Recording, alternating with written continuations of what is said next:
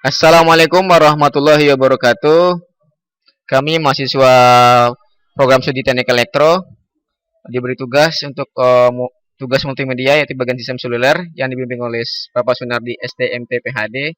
Perkenalkan kelompok saya Ari Primadi dengan NIM 110222021 dan rekan Saya Wadipta Lingga dengan NIM 11222026.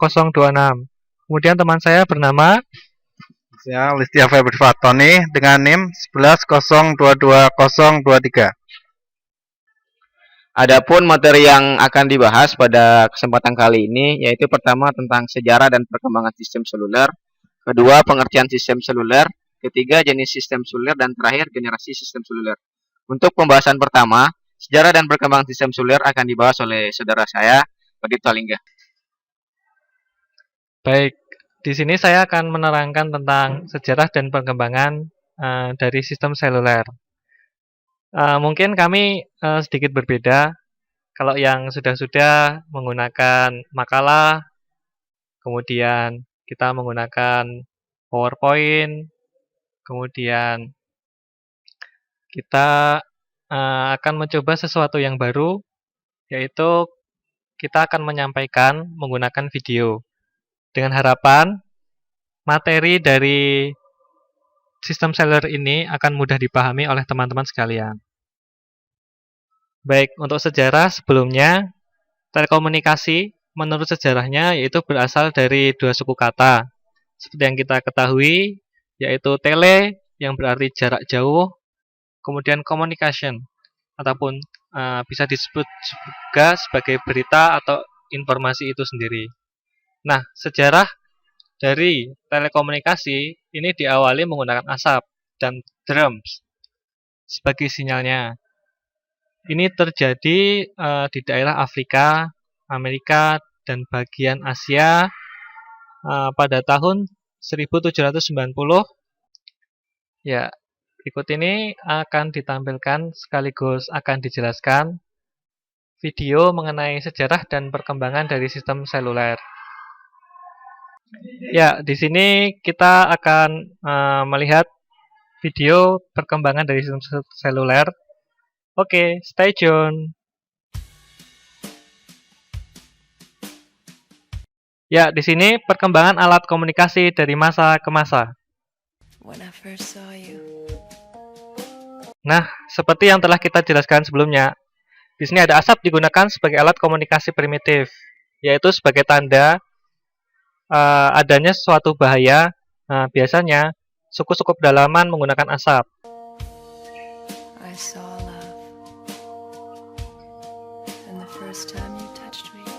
Nah, masyarakat mulai mengenal tulisan ataupun disebut hieroglif. Ini adalah pasca setelah adanya asap. Nah, kemudian perkembangannya yaitu untuk mengirimkan suatu informasi, kita menggunakan hewan yang kita kenal dengan istilah merpati. Karena dia memiliki kemampuan untuk kembali kepada sarangnya.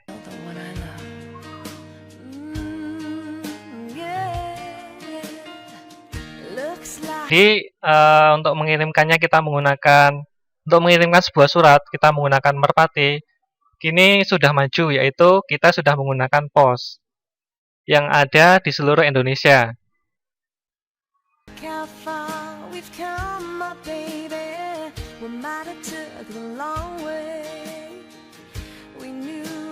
Nah, ini adalah contoh surat-surat.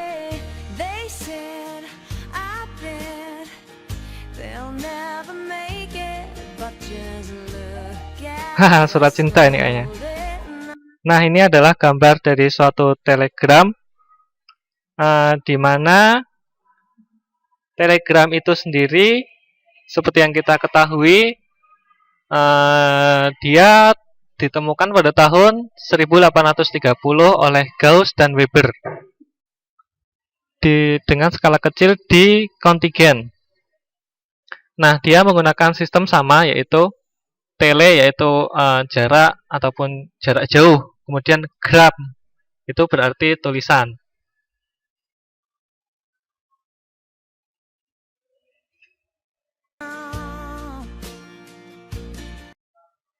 Telegram sendiri dibuat untuk mengirimkan sandi, yaitu berupa sandi Morse.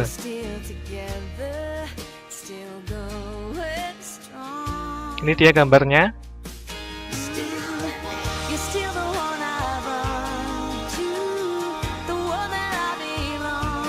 Telegram dan Morse. Nah, kalau yang ini adalah suatu sistem yang lebih canggih tentunya ya. Seperti kita ketahui itu adalah telepon yang ditemukan oleh Alexander Graham Bell pada tahun 1876. Ditemani oleh Thomson A. Watson.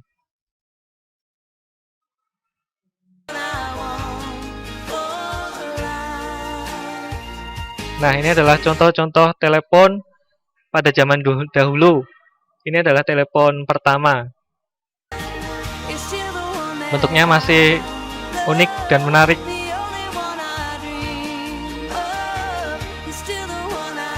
Nah, ini adalah perkembangan selanjutnya.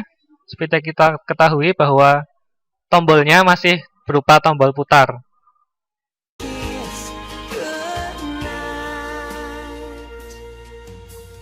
Nah, kalau ini adalah telepon modern di mana keypad-nya ataupun tombolnya sudah menggunakan tombol tekan. Itu LG itu mereknya. Sensor. Nah, ini sistem yang lebih canggih lagi, yaitu komputer. Nah, ini adalah komputer pertama dan terbaru di zaman dahulu maksudnya. Ini sepertinya IBM. Karena setelah IBM muncul, Steve Jobs membuat Apple.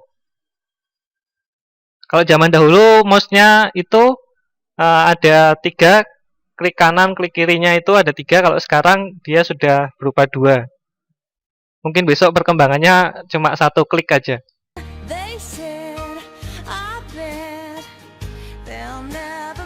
Nah, ini adalah Mac keluaran terbaru ya tentunya ya. Dan penggagas ataupun inovatornya walaupun sudah tiada, tapi untuk inovasinya akan terus berlanjut.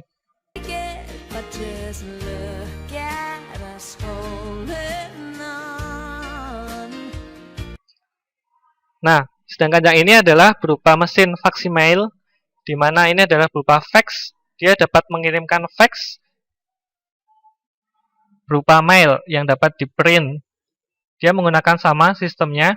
Dia masih menggunakan telepon juga karena dia medianya menggunakan media saluran telepon. Nah, ini facsimiles yang sudah modern tentunya ya. Bentuknya lebih bagus, lebih multitasking, kemudian dia juga lebih bersih tentunya. Dan lebih canggih. Nah, kalau ini sudah yang terbaru yaitu berupa laptop ya. Kalau tadi itu PC, masih PC, personal komputer, ini udah laptop. Di mana dia menggunakan DVD eksternal. Nah, ini berbagai jenis laptop, netbook, ataupun dan lainnya.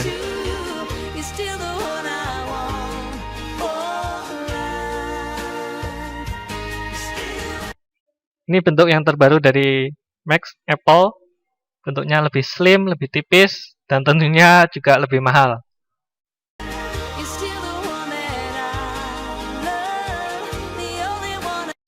Ini yang terbaru, keluaran terbaru yaitu berupa e-book.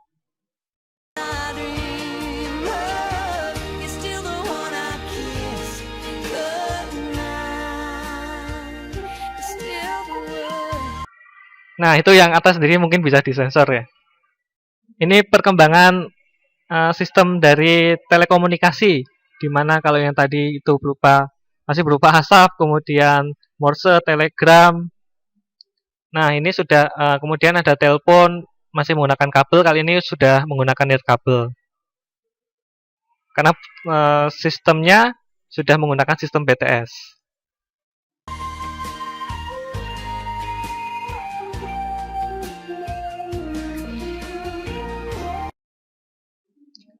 Nah, ini adalah peningkatan suatu produk walaupun masih memiliki merek yang sama, tentu saja perbedaannya terletak pada fungsinya. Di mana mungkin kalau yang sebelumnya dia hanya bisa untuk eh, menerima, kemudian menerima SMS, mengirim SMS, menerima telepon. Nah, di mana untuk yang mode-mode yang sekarang, smartphone yang sekarang, dia bisa Bluetooth, kemudian bisa WiFi, dia bisa streaming, live streaming, dia bisa capture melalui kamera, merekam melalui kamera, yang kita sebut smartphone. Di mana smartphone sekarang, kalau dulu masih Java, Symbian, kalau sekarang dia menggunakan sistem OS-nya berupa sistem OS Android, di mana OS tersebut adalah freeware ataupun dia tidak berbayar. Dalam arti dia boleh dikembangkan dan dipakai oleh siapa saja dengan syarat tidak boleh dikomersilkan. Nokia pun sekarang juga sudah menggunakan sistem Android. Nah, kemudian Samsung. Mungkin pelopor kedua setelah tentunya setelah Apple, yaitu Samsung. Walaupun Samsung sendiri kelihatannya terkena kasus plagiat dari Apple, tapi itu permasalahannya plagiat dari Apple ini karena bentuknya kemudian desainnya mungkin dianggap sama. Nah, maka dari itu dia dianggap plagiat, tapi kurang tahu juga. Itu urusan-urusan orang hukum soalnya. Ya, lanjut.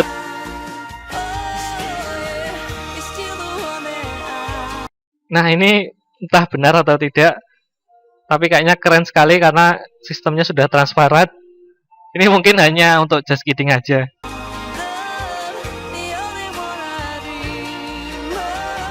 Oke, kata-katanya bagus. Great exhibition will create our imagination to reach your world. Mungkin saya rasa teman-teman sudah tahu sendiri apa artinya, sehingga tidak perlu diterjemahkan. Oke, materi selanjutnya yaitu berupa pengertian sistem seluler yang akan disampaikan oleh Saudara Ari Permadi. Baiklah, di sini saya akan menjelaskan pengertian dari sistem seluler. Mungkin teman-teman banyak yang tahu. Mungkin ada juga yang mengerti tentang pengertian sistem seluler. Di sini saya akan membahas secara lebih detail pengertian dari sistem seluler itu sendiri. Apa sih sistem seluler itu? Sistem seluler adalah sistem yang sangat canggih. Sebab sistem ini membagi suatu kawasan dalam beberapa sel kecil.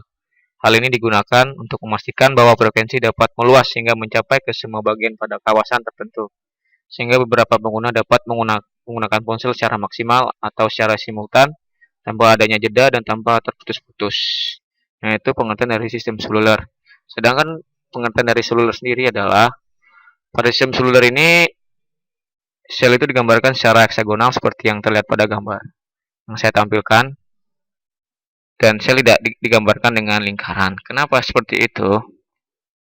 Karena jika digambarkan dengan lingkaran, sel itu tidak akan dapat bersatu atau sel itu akan terputus. Sedangkan kalau digambarkan dengan heksagonal, sel itu dapat menyatu dan tidak akan terputus karena dari sel yang satu atau area yang satunya saling berkesinambungan dan saling mencakup dari keseluruhan area.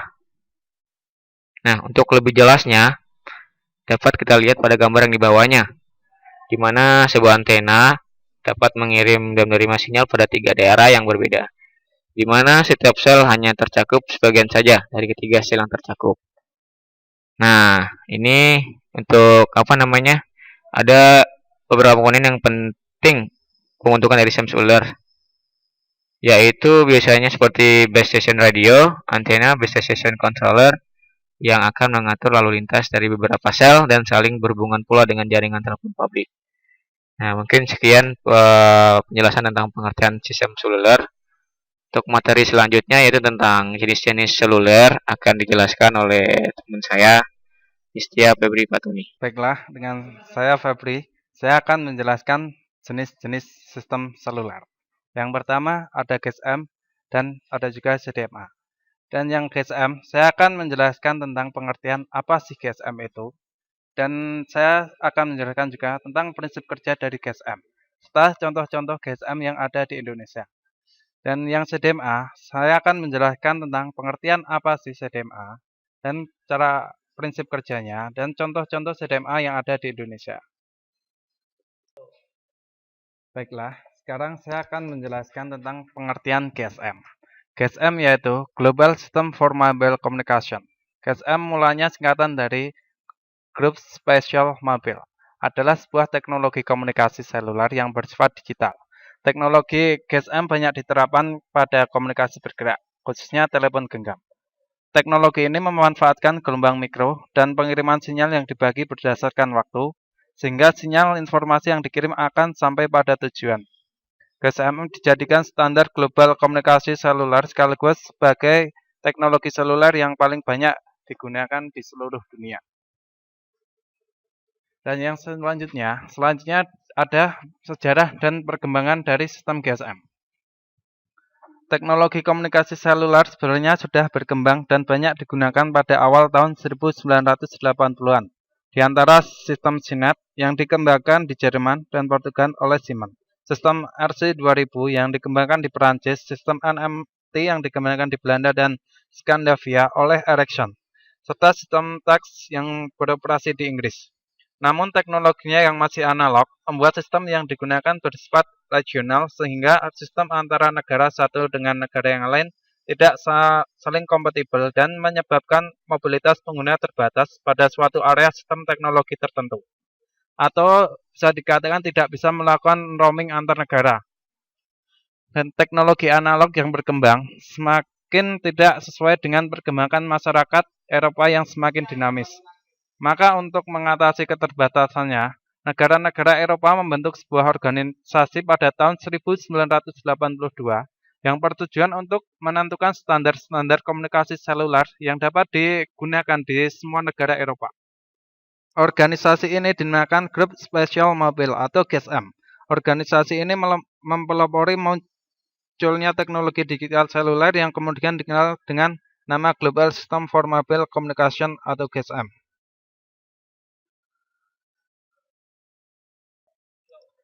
Baiklah, yang selanjutnya saya akan menjelaskan tentang arsitektur dari sistem GSM.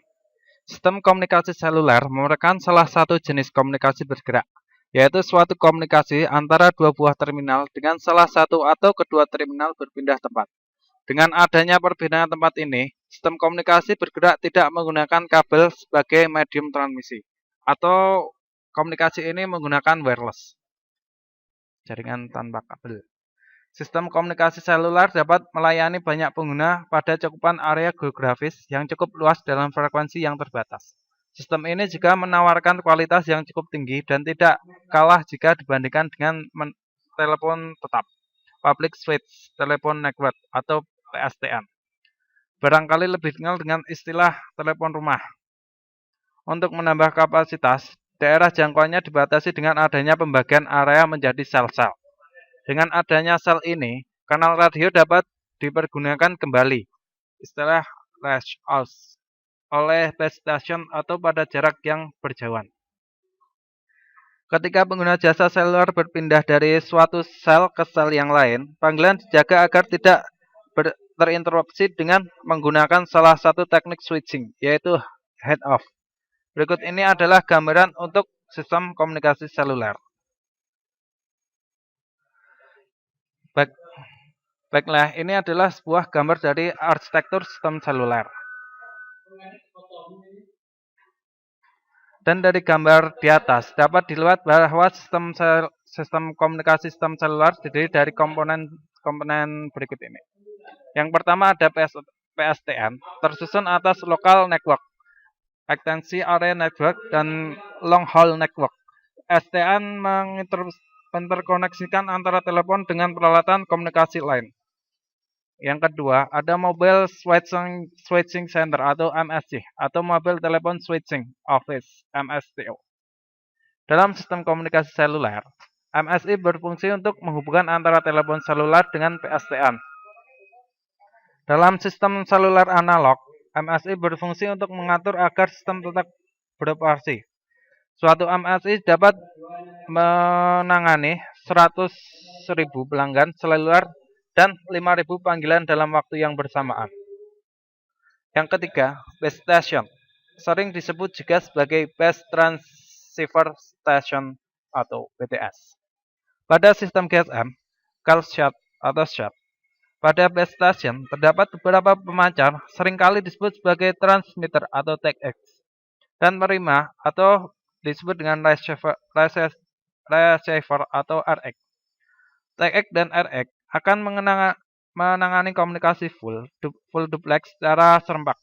Biasanya, TX dan RX dikombinasikan menjadi transceiver atau TRX yang diletakkan dalam suatu radio base station atau RBS.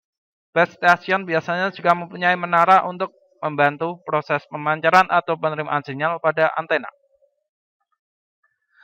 Yang keempat ada mobile station atau MS. MS merupakan suatu perangkat yang digunakan oleh pelanggan jasa komunikasi seluler untuk memperoleh layanan. Beberapa komponen yang ada pada MS adalah transceiver, antena, rangkaian pengontrol, dan sebagainya. Selain itu, MS juga dilengkapi dengan kartu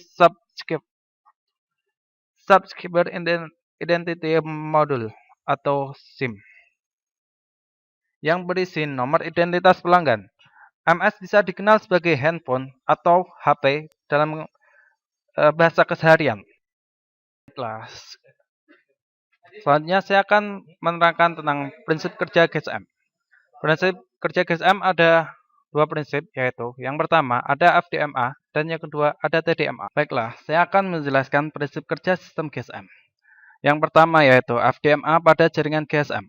FDMA pada jaringan GSM, Frequency Division Multiplex Access atau FDMA, adalah teknik transmisi analog yang digunakan untuk komunikasi mobile phone. Yang band frekuensinya dialokasikan ke jaringan dibagi menjadi beberapa sub-band atau kanal. Masing-masing kanal frekuensi dapat membawa pembicaraan suatu data digital. Data suatu kanal akan digunakan user untuk durasi pemanggilan. Menggunakan FDMA, user dapat berbagi band dengan tersedia tanpa risiko interferensi dari panggilan yang bersamaan. International Telecommunication Union atau ITU yang menangani telekomunikasi dan spektrum radio informasi mengalokasikan jaringan GSM 900 dan DCS 1900 seperti pada tabel di bawah ini. Baiklah, di sini ada GSM tipe 900 dan DCS 1800. Frekuensi kerja dari GSM 1900 adalah 890 sampai 960 MHz dan yang DCS 1800 ada 1710 sampai 1880 MHz. Uplink atau dari MS ke BTS dan dari GSM tipe 900 890 sampai 915 MHz dan DCS 1800 1710 sampai 1785 MHz. Downlink atau dari BTS ke MS. Dari GSM tipe 900 ada 935 sampai 1660 MHz dan yang DCS 1800 ada 1805 sampai 1880 MHz. RF carrier dari GSM 900 25 MHz dan DCS 1800 75 MHz. Bandwidth setiap kanal dari GSM 900 ada 200 kHz dan DCS 1800 ada 200 kHz. Kanal frekuensi dari GSM tipe 900 ada 124 kanal dan DCS 1800 ada 374 kanal. Frekuensi duplex GSM 900 45 MHz dan DCS 1800 95 MHz. Isi suatu frekuensi carrier dari GSM 900 ada 8 time slot dan DCS 1800 ada 8 time slot. Jadi sama. Kecepatan pengiriman dari GSM 900 ada 9,6 kbps untuk data dan DCS 1800 ada 13 kbps untuk suara dan 96 kbps untuk data. Baiknya ya, yang selanjutnya saya akan menjelaskan tentang TDMA pada jaringan GSM. TDMA yaitu Time Division Multiplex Access, adalah teknik transmisi digital yang digunakan untuk komunikasi mobile phone, yang kanal frekuensinya dibagi ke beberapa time slot yang beraturan dan setiap user dialokasikan ke time slot yang berbeda dengan user lain. Sebagai contoh, setiap kanal di GSM dibagi menjadi 8 time slot. Jadi ada 8 user yang berbeda dapat menggunakan secara bersamaan. Pada jaringan GSM terdapat hierarki TDMA yang terdiri dari dua jenis kanal, yaitu kanal fisik dan kanal logika, seperti pada gambar di bawah ini. Kanal fisik atau physical channel. Kanal fisik pada definisinya sebagai suatu time slot. Frame TDMA ini membawa suatu frekuensi pembawa atau frekuensi carrier yang berisi 8 time slot dengan bandwidth 200 kHz dan disebut kanal frekuensi radio atau radio frekuensi channel. Frekuensi TDMA ini terdiri dari 8 time slot. Time slot ini yang digunakan untuk membawa data dan suara. Setiap time slot mempunyai kecepatan 0,577 milisecond. Jadi, suatu frame mempunyai kecepatan 8 kali 0,577 milisecond atau dengan jumlah 4,615 milisecond. Ya, baiklah, selanjutnya saya akan menerangkan tentang kanal logika atau logika channel. Kanal logikanya digunakan sebagai informasi atau suara, signalin, dan data. Kanal logika terbagi menjadi dua, yaitu kanal bersama atau common channel atau CCH, dan kanal kontrol yang ditentukan dedicated channel DCH. Kanal-kanal tersebut mempunyai fungsi-fungsi yang berbeda seperti pada gambar di bawah ini. Yang pertama ada logical channel. Logical channel dibagi menjadi dua. Yang pertama ada common channel dan yang kedua ada dedicated channel. Dan common channel dibagi lagi menjadi dua, yaitu broadcast channel dan common channel. Dedicated channel dibagi menjadi dua lagi, yaitu dedicated channel dan traffic channel. Common channel atau CCH digunakan untuk membawa informasi signalin dan sinkronisasi data. Kanal ini terbagi menjadi dua, yaitu yang pertama ada broadcast channel atau BCH. BCH berfungsi untuk mengirimkan dari BBS sampai MS atau downlink mengenai network yang akan diakses oleh MS. Kanal ini terbagi menjadi tiga, yaitu frekuensi connection channel atau FCCH digunakan untuk mensinkronisasikan frekuensi yang digunakan MS dan frekuensi yang dipakai oleh PTS tempat MS berada. Synchronization Control Channel atau SCCH digunakan untuk sinkronisasi MS ke time slot pada MS mendapatkan frekuensi pembawa.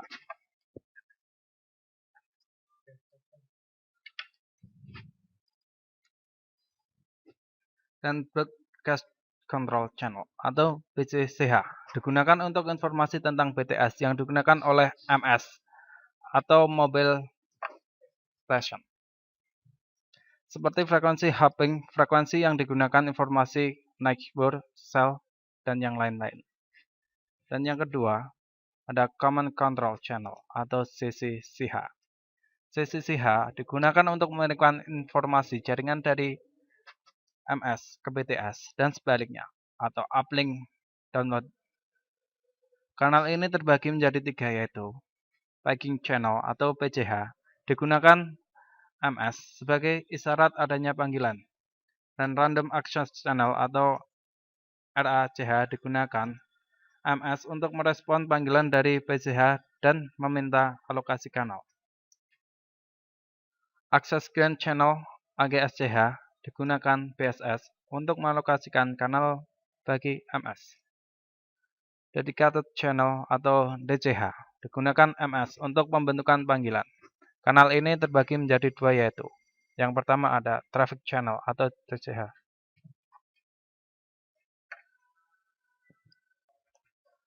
Baiklah, saya akan menerangkan Traffic Channel atau TCH. Di sini ada full rate. Full rate dari suara TCH untuk FS sebesar 13 kbps dan TCH untuk EFR ada sebesar 12,2 kbps. half rate suara TCH untuk HS sebesar 6,5 kbps dan full rate data TCH untuk F9,6 sebesar 9,6 kbps dan TCH untuk F4,8 sebesar 4,8 kbps. TCH untuk F2,4 sebesar 2,4 kbps. Half rate data TCH untuk H4,8 sebesar 4,8 kbps dan TCH untuk H2,4 sebesar 2,4 kbps. Dedicated Control Channel atau DCCH. DCCH digunakan untuk membawa informasi antara MS ke BTS dan sebaliknya, atau uplink, downlink. Kanal ini terbagi menjadi 3, yaitu Standalone Dedicated Control Channel atau SDCCH. Digunakan untuk mengalokasikan TCH seperti pada proses registrasi atau autentasi dan digunakan 2 arah atau uplink dan downlink. Slow Accelerated Control Channel atau SACCH digunakan untuk regulasi daya atau power control dari MS. Perhitungan jarak MS ke BTS atau timing advance dan digunakan untuk 2 arah uplink dan downlink. Fast Associated Control Channel atau FACCH digunakan untuk mengirimkan sinyal selama proses akan melakukan pembicaraan atau call stop, mengirimkan perintah-perintah handover dari BSC, mengakhiri pembicaraan setelah hubungan terputus, dan digunakan 2 arah untuk uplink dan downlink. Baiklah, untuk yang selanjutnya akan dijelaskan oleh rekan saya yang bernama Ari Primadi. Melanjutkan presentasi dari teman saya, Saudara Febri Patoni, saya akan menjelaskan tentang contoh-contoh GSM di Indonesia. Contoh pertama yaitu Hutchison, di mana Hutchison providernya Tri, kemudian Indosat itu ada M3, Mentari, dan Metric. Sedangkan Internox ada Bolt Support 4G LTE, kemudian Telkomsel dengan providernya Simpati, Kartu As, Kartu Loop, Kartu Prima, dan Kartu Halo. Dan selanjutnya XL Axiata, providernya berupa Axis, XL, Haura. Sedangkan setelis pada GSM memakai PSN atau Aces, biru pasti. Materi selanjutnya adalah tentang pengertian CDMA.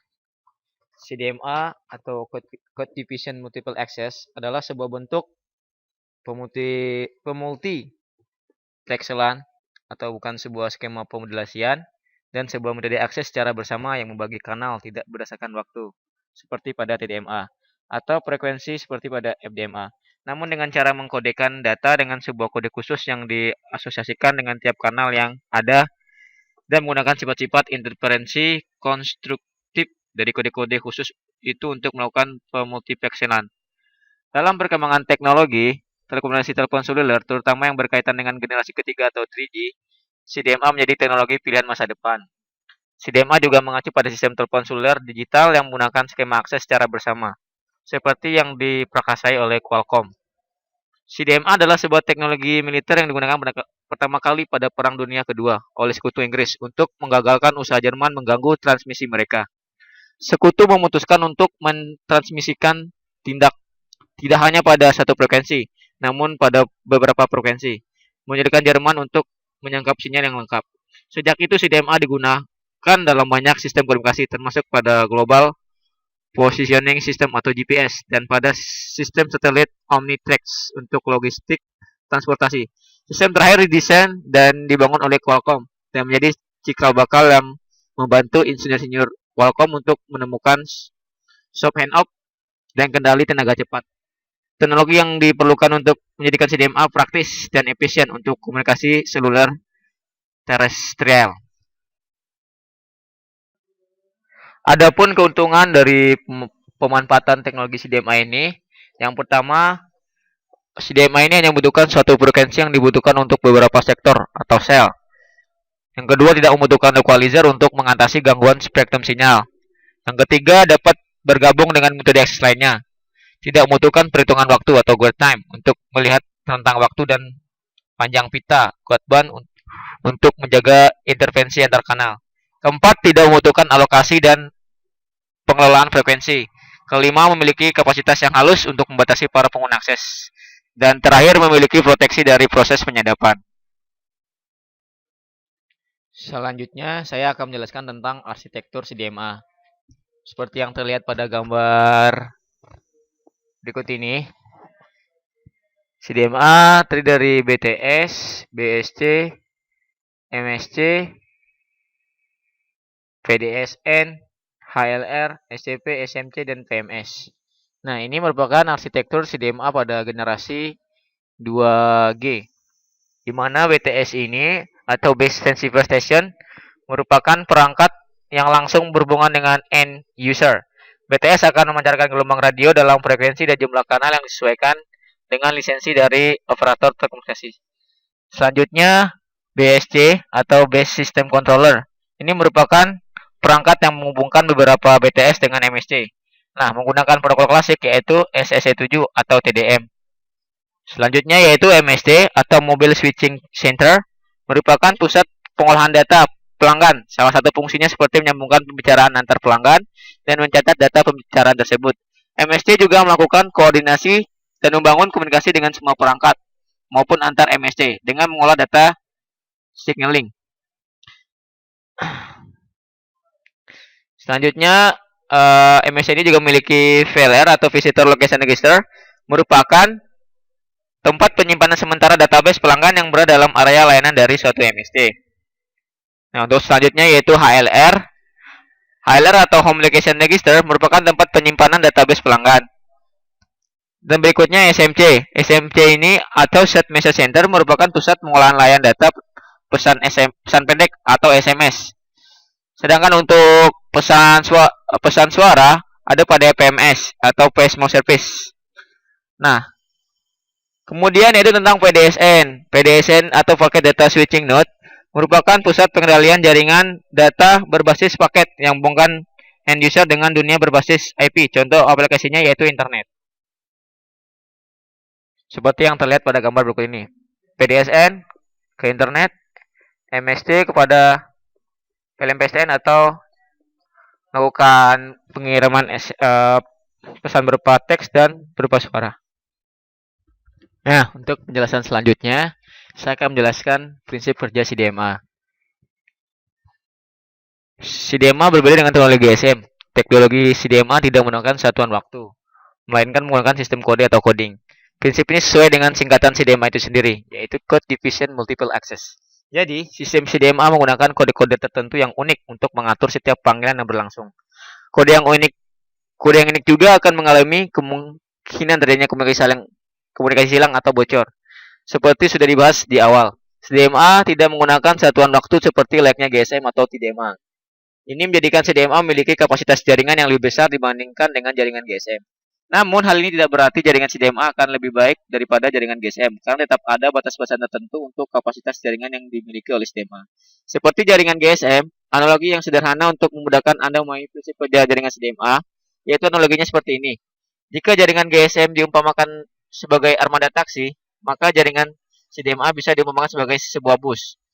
Sebuah bus diumpamakan sebagai frekuensi bisa menangani banyak penumpang bus atau pengguna yang melakukan panggilan. Hal ini dimungkinkan karena setiap penumpang menggunakan kode tertentu yang unik. Hal ini juga memungkinkan tidak terjadinya komunikasi silang atau bocor. Setiap penumpang bisa berbicara dan menentukan tujuannya tanpa takut terganggu ataupun mengganggu penumpang lain. Nah, bus ini juga tidak akan dimonopoli oleh satu orang saja, sehingga setiap orang bisa menggunakan bus tersebut untuk mengantarkan mereka ke tempat tujuannya masing-masing. Namun, seperti layaknya sebuah bus, jika sudah terlalu banyak penumpang, maka jalannya semakin berat dan kenyamanan penumpang terganggu. Isi dalam bus akan semakin sesak. Hal ini yang sama terjadi di jaringan CDMA, yaitu jika jaringan sudah terlalu penuh, maka yang terjadi adalah penyusutan coverage area atau ruang lingkup atau jangkauannya. Nah, dan dari jaringan CDMA itu sendiri. Jika diumpamakan semakin sesak isi bus, maka ruang gerak setiap penumpang juga akan menyempit.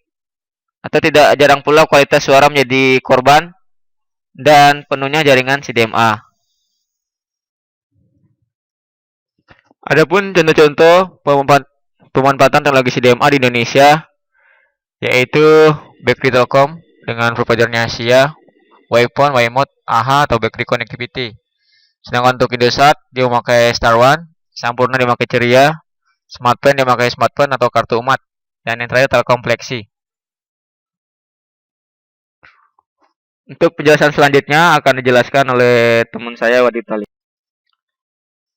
Ya, baik, saya Wadid Talingga. Saya akan menjelaskan tentang perbedaan GSM dan CDMA. Nah, di sini adalah perbedaan singkat antara GSM dan CDMA, di mana untuk GSM dan CDMA dia hampir sama. Untuk CDMA dia juga menggunakan TDMA sama seperti GSM. Bedanya untuk GSM dia selain TDMA juga menggunakan sistem FDMA. Nah, untuk GSM sendiri, dia jaringannya dibagi menjadi beberapa, yaitu berdasarkan gambar tersebut dibagi menjadi GPRS, kemudian EDGI, kemudian WCDMA. Sedangkan untuk CDMA sendiri, dia terbagi menjadi CDMA 1, kemudian CDMA 2000, kemudian CDMA 2000. Perbedaannya yaitu untuk CDMA yang 2000 yang pertama, dia generasi 10, kemudian untuk CDMA 2000 yang kedua yang di sebelah kanan, dia sudah FDO menggunakan sistem FDO, yaitu berupa 3G. Baik, selanjutnya di sini saya akan menerangkan tentang generasi-generasi dari sistem seluler. Di mana seperti yang kita ketahui, untuk sistem seluler, dia mempunyai beberapa generasi. Dari generasi pertama, generasi kedua, generasi 2,5, generasi ketiga, kemudian ada dikenal dengan 3G+, kemudian ada juga generasi keempat. Sebenarnya untuk generasi keempat ini sudah masuk ke dalam sistem LTE. Nah, untuk generasi pertama, berdasarkan pada tabel berikut, dia hanya berupa analog, karena hanya berupa pegging. Dia hanya bisa berupa pengiriman SMS. Kemudian belum bisa ataupun belum dapat digunakan untuk telepon. Sedangkan untuk generasi kedua dia bisa digunakan untuk pegging, kemudian untuk telepon. Untuk generasi 2,5G dia bisa SMS, MMS, telepon, GPRS. GPRS digunakan untuk transfer data. Kemudian untuk yang 3G ataupun generasi ketiga, dia bisa pegging, telepon, data. Datanya ada dua, yaitu data untuk GPRS, kemudian data untuk sinyal. Sinyalnya bisa EDGI, WCDMA, dan lain sebagainya. Kemudian perbedaan untuk yang 3G, dia sudah memiliki IP, ataupun sudah merupakan IP voice, di mana dia sudah menggunakan sistem IP berupa IMS. Kemudian untuk yang 3G Evolve atau terkenal dengan 3G+, bedanya dia sudah bisa untuk broadcast TV. Kita bisa menyaksikan televisi melalui sistem seluler ataupun HP. Selain itu dia juga sudah bisa VoIP, Voice IP. Kemudian datanya dia sudah sinyalnya menggunakan HSPA. Kemudian untuk IP service controlnya dia sama menggunakan IMS. Perbedaannya hanya terletak pada broadcast TV. Untuk yang LTE 3G itu hampir sama. Perbedaannya yaitu pada data. Data dia menggunakan sistem LTE. Nah, mungkin untuk lebih rincinya, saya akan menjelaskan generasi per generasi. Nah, untuk generasi pertama, telepon genggam generasi pertama disebut juga dengan 1G. Dia merupakan telepon genggam pertama yang sebenarnya. Dia ditemukan pada tahun 1973 oleh Martin Cooper dari Motorola Corp.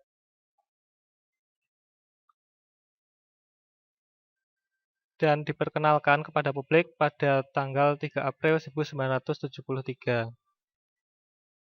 Untuk frekuensi yang digunakan, menggunakan frekuensi 825 MHz sampai dengan 894 MHz dan dioperasikan pada band sekitar 800 MHz. Karena bersifat analog, maka sistem yang digunakan masih relatif regional. Salah satu kekurangan generasi 1G adalah karena ukurannya yang terlalu besar untuk dipegang oleh tangan. Ukuran yang besar ini dikarenakan keperluan tegangan dan performa baterai yang kurang baik. Selain itu, generasi 1G masih memiliki masalah dengan mobilitas pengguna. Pada saat melakukan panggilan, mobilitas pengguna terbatas pada jangkauan area telepon genggam.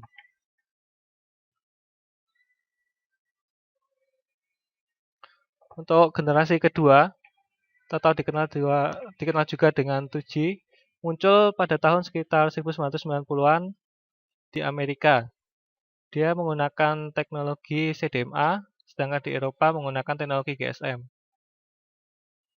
Untuk frekuensi GSM yang digunakan standar yaitu sekitar 900 MHz dan frekuensi 1800 MHz. Dengan frekuensi tersebut, GSM memiliki kapasitas pelanggan yang lebih besar. Pada generasi 2G, sinyal analog sudah diganti dengan sinyal digital. Penggunaan sinyal digital memperlengkapi telepon genggam dengan pesan suara, panggilan tunggu, dan SMS. Telepon seluler pada generasi ini juga memiliki ukuran yang lebih kecil dan lebih ringan karena penggunaan teknologi chip digital. Ukuran yang lebih kecil juga dikarenakan kebutuhan tenaga baterai yang kecil. Keunggulan dari generasi 2G adalah ukuran dan berat yang kecil, setara sinyal radio yang lebih rendah, sehingga mengurangi efek radiasi yang membahayakan pengguna. Untuk generasi ketiga, atau kita lebih mengenalnya dengan 3G, 3G memungkinkan operator jaringan untuk memberi pengguna mereka jangkauan yang lebih luas, termasuk internet, sebaik video call berteknologi tinggi. Dalam 3G terdapat 3 standar untuk dunia telekomunikasi, yaitu Extended Data Rates for GSM Evolution atau EDGI, kemudian ada Wideband CDMA, dan ada pula CDMA 2000. Kelemahan dari 3G adalah biaya yang relatif lebih tinggi dan kurangnya cakup jaringan karena masih baru teknologi ini. Tetapi yang menarik pada generasi ini adalah mulai masuknya sistem operasi pada ponsel sehingga membuat fitur ponsel semakin lengkap, bahkan mendekati fungsi dari PC. Sistem operasi yang digunakan antara lain seperti yang kita kenal Symbian, Android, Windows Mobile, Java, dan lain sebagainya. Nah, untuk generasi keempat, generasi ini disebut juga dengan 4G, merupakan sistem ponsel yang menawarkan pendekatan baru dan solusi infrastruktur yang mengintegrasikan teknologi nirkabel yang telah ada termasuk wireless board.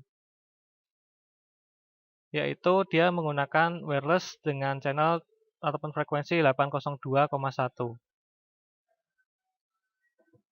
Selain itu, selain dapat digunakan untuk jaringan nirkabel ataupun wireless ataupun WiFi, dia juga bisa digunakan untuk Bluetooth dan sistem-sistem yang lainnya yang berbasis nirkabel.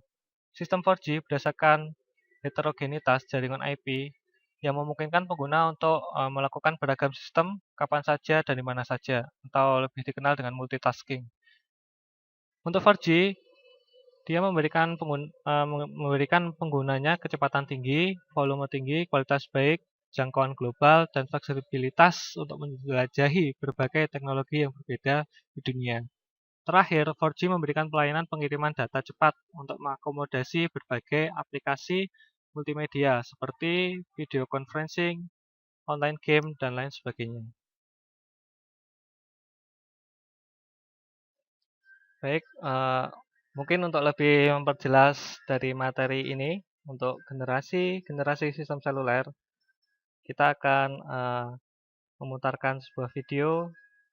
Semoga dengan ini menjadi semakin lebih jelas. Oke, stay tune.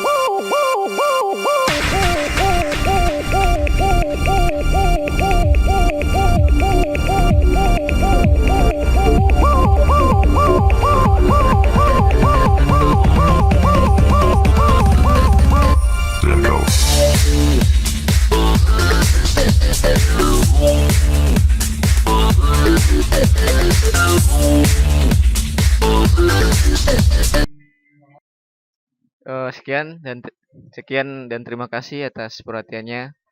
Mungkin hanya ini yang dapat kami sampaikan. Jika kami masih banyak kekurangan dan kesalahan, kami mohon maaf. Wabillahi taufiq wal hidayah. Wassalamualaikum warahmatullahi wabarakatuh.